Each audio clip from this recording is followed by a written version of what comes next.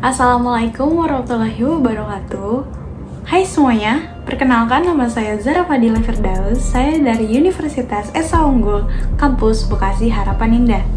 Kali ini saya akan membahas tentang fakta-fakta menarik yang mewarnai ajang Olimpiade Tokyo 2020.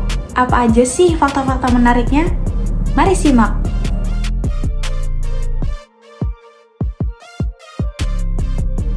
Olimpiade Tokyo 2020 telah diselenggarakan pada tanggal 23 Juli sampai 8 Agustus tahun 2021. Walau sempat tertunda selama 1 tahun akibat pandemi, tetapi ajang olahraga terbesar di dunia ini tetap dinantikan kemeriahannya.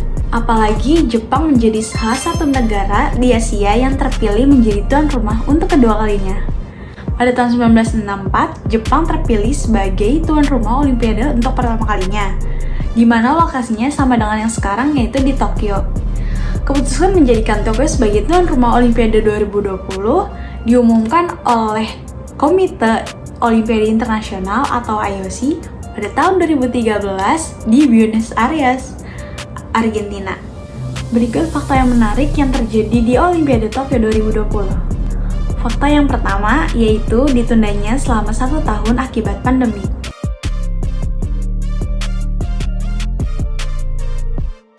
Mungkin masih banyak yang bertanya, kenapa Olimpiade Tokyo ini dinamain Olimpiade Tokyo 2020, sedangkan dilaksanakan pada tahun 2021. Hal ini dikarenakan Olimpiade Tokyo awalnya direncanakan pada tanggal 24 Juli sampai dengan 9 Agustus tahun 2020. Namun karena situasi yang terus meningkat akibat pandemi COVID-19, akhirnya acara bergengsi ini ditunda selama 1 tahun hingga menunggu penurunannya kasus COVID-19 di seluruh dunia. Selain itu, melalui sebuah survei di Jepang, pada tanggal 21 Juni 2020, sebanyak 64 responden memilih untuk menunda atau membatalkan Tokyo 2020 hingga tahun depan. Meski begitu, para komite Olimpiade Tokyo tetap memutuskan untuk menggunakan nama resmi yaitu Olimpiade Tokyo Games 2020. Dan juga menggunakan atribusi yang telah dibuat pada tahun 2020. Lanjut ke fakta yang kedua, yaitu menghabiskan dana terbesar sepanjang sejarah Olimpiade.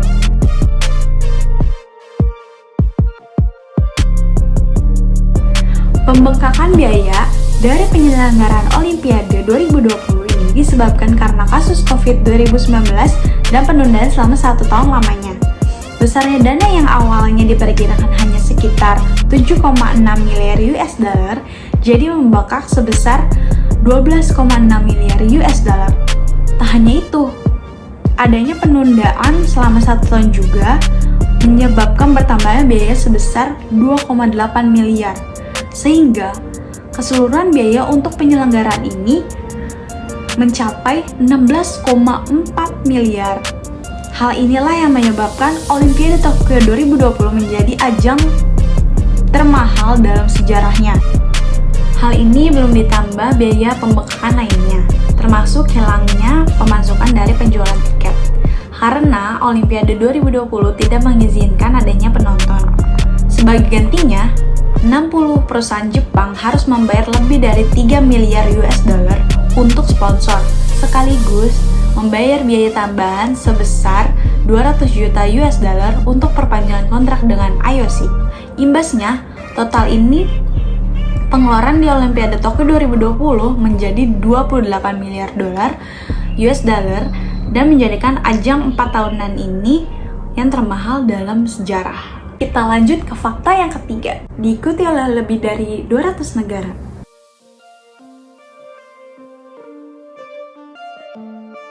Ajang olahraga ini diikuti oleh 11.500 peserta yang berasal dari 206 negara. Fakta yang selanjutnya yaitu medali hasil dari daur ulang.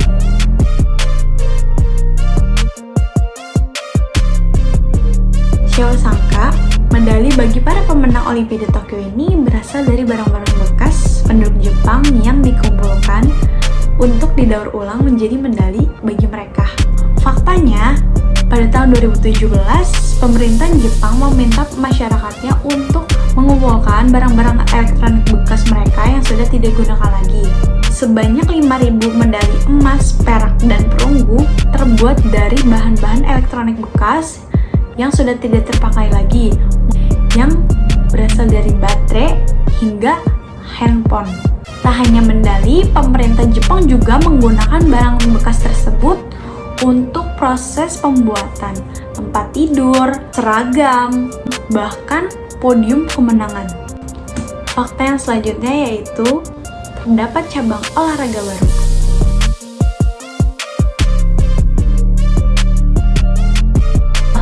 Fakta yang satu ini tak kalah menarik. Terdapat cabang olahraga baru di dalamnya.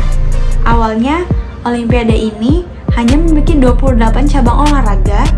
Lalu pada tahun ini, pihak penyelenggara Olimpiade memperkenalkan 5 cabang olahraga baru yang terdiri dari karate, selancar, skateboarding, baseball atau softball, dan panjat tinding.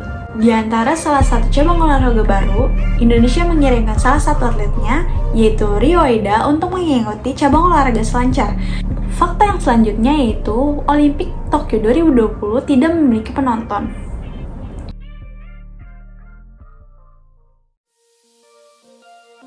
Karena situasi ini masih di tengah pandemi COVID-19, maka penyelenggaraan Olimpiade Tokyo 2020 sepakat untuk tidak memiliki penonton. Hal ini juga didukung dari keadaan kota Tokyo yang merupakan pusat penyelenggaraan sebagian besar perlombaan. Akibatnya, para panitia dan pemerintah Jepang akhirnya memutuskan peniadaan penonton baik domestik maupun mancanegara untuk mengurangi kekhawatiran tentang potensi penyebaran COVID-19.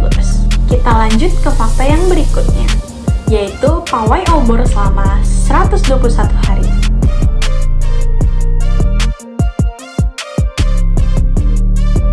Sama halnya dengan negara lain, jumlah kasus pandemi COVID-19 yang terjadi di Jepang ini masih cukup tinggi. Namun, hal tersebut tak memupuskan asa untuk melakukan pawai obor Olimpiade. Selama 120 hari, pawai obor ini dilakukan dengan melewati 47 prefektur di Jepang dan 665 kota di negeri Sakura. Sekitar 10.500 pembawa obor mengikuti pawai ini dengan menerapkan protokol kesehatan. Itulah beberapa deretan fakta menarik yang mewarnai kemeriahan Olimpiade Tokyo 2020. Saya Zara Fadila, pamit undur diri, dan jangan lupa klik like, comment, and subscribe di channel ini. Terima kasih. Wassalamualaikum warahmatullahi wabarakatuh.